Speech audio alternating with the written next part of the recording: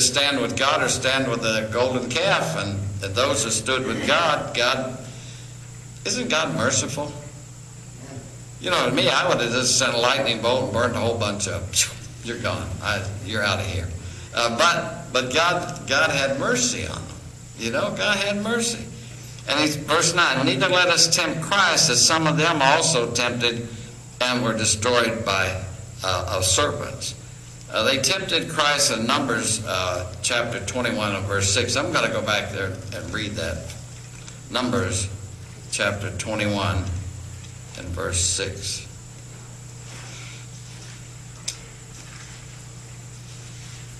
And the people spake against God and against Moses. Wherefore have you brought us up out of Egypt to die in the wilderness? For there is no bread, neither is there any water. And our soul loatheth this light bread. We hate this bread from heaven. Man, we've been eating this bread from heaven every day. And we just, God, if that's all you can give us to eat, don't give us anything. You know, I mean, they're just complaining. And the Lord sent fiery serpents among the people, and they bit the people, and as much people of Israel died. And so we see here they tempted Christ. They complained against Moses. And finally God said to Moses one day, Moses, they're not complaining against you, they're complaining against me. That's what he said to Samuel. Remember when they came to Samuel and said, we want a king like everybody else has. And Samuel said, why, you've got God for your king. And they said, we want a king like everybody else has. And Samuel felt dejected, and God said, don't feel bad. They didn't reject you, they rejected me. And so here, whenever they began to complain against Moses, and they complained against God, you know, we miss the leeks and onions and garlic, watermelon. You know, we miss all of that good food that we had back in Egypt. I don't guess they remember the hard labor they had making bricks, and how they were killed, and their children were killed, and how they were beaten, and the things that they had to go. But now they're out here walking with God, and they've been separated from the world, and they separated from sin, and they're out there walking with God, and now they're saying, God, what you've given me is not as good as I had in the world. How blind can we be? The world never had manna.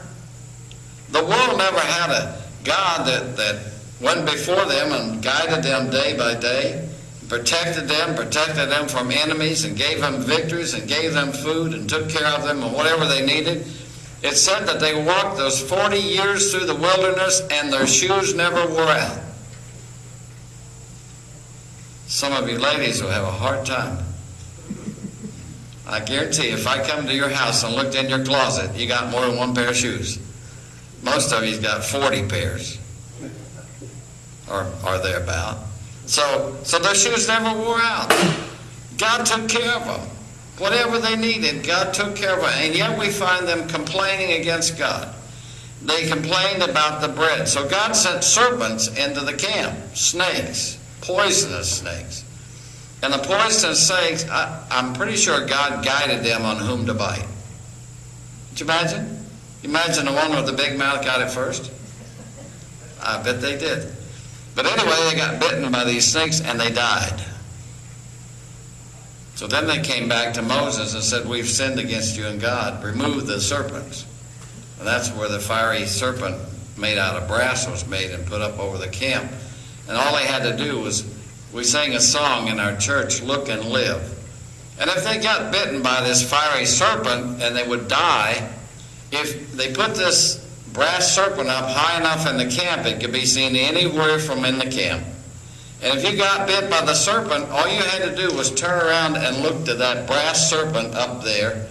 And by the fact that you looked at that, you believed God would heal you and you didn't die. And so Jesus Christ, when he was lifted up on the cross like the serpent, he was lifted up in the image of the sinner. He was not a sinner, but he was lifted in the image of a sinner. And now God says to us, all you have to do, if you realize you've been bitten by the serpent, which is Satan and sin, and you're going to die and go to hell, all you have to do is look to the Savior and live. Look and live. We sang that song. And these people, this is where we got that song from. And they murmured, neither, verse 10, neither murmur ye as some of them murmured and were destroyed of the destroyer. And that's Numbers 14:2 if you want to look those up later. Murmuring, complaining. I think probably the 21st century sin is here. Murmuring. I would go to church, but it's too cold in the church. It's too hot in the church. It's too light in the church. It's too dark in the church. The pews are too soft, or the pews are too hard. One end of the pew is hard and the other end soft, and you just can't quite get on the right place. And they got this problem, that problem. And besides that, we don't like the preacher. Well, I don't blame you. I don't like him much either. But the fact is, we're stuck with him till the Lord does something better. But the thing, we murmur. We complain. We're Americans. We complain. We always got something that's just not quite right. And it says, and they murmured, neither murmur ye, as some of them murmured. And look what God did. And were destroyed of the destroyer. God destroyed many of them. They died. Because what was their sin? Complaining. I mean, all that God did for them, they were not satisfied. All that God gave them, they still were not satisfied. All that they had, they still wanted more. And they didn't like the way God had given it to them. I mean, God, you gave me this, but I didn't want it that way. I wanted it another way. I'm not pleased with what you've done. And God said, okay. And he brought judgment on them. Verse 11, now all these things happen unto them for examples, and they are written for admonition, upon whom the ends of the earth are come. Wherefore let him that thinketh he stand take heed lest he fall. So when we think that, well, I'm a Baptist, and I'm a fundamental Baptist, and I use the right Bible, and I went to the right schools, and I associate with the right people, and I'm a solid rock. The devil couldn't move me. I'm just a solid pillar for God. And what does he say? He said, therefore let him that thinketh he stand take heed lest he fall. None of us are beyond falling. You know, I like to watch these little kids when they get about 8 or 9 months old start learning to walk. You know, I remember my grandson. He was standing. He come and stood by the couch. He's standing right up, holding on the couch. And he turned loose the couch and he fell like a tree. Boom. He didn't. Nothing moved. Just a solid boom down. Well, he hit the floor and bounced, and the next thing I know, he was crawling back, getting back up again. So those little fellas just keep working until they learn how to walk.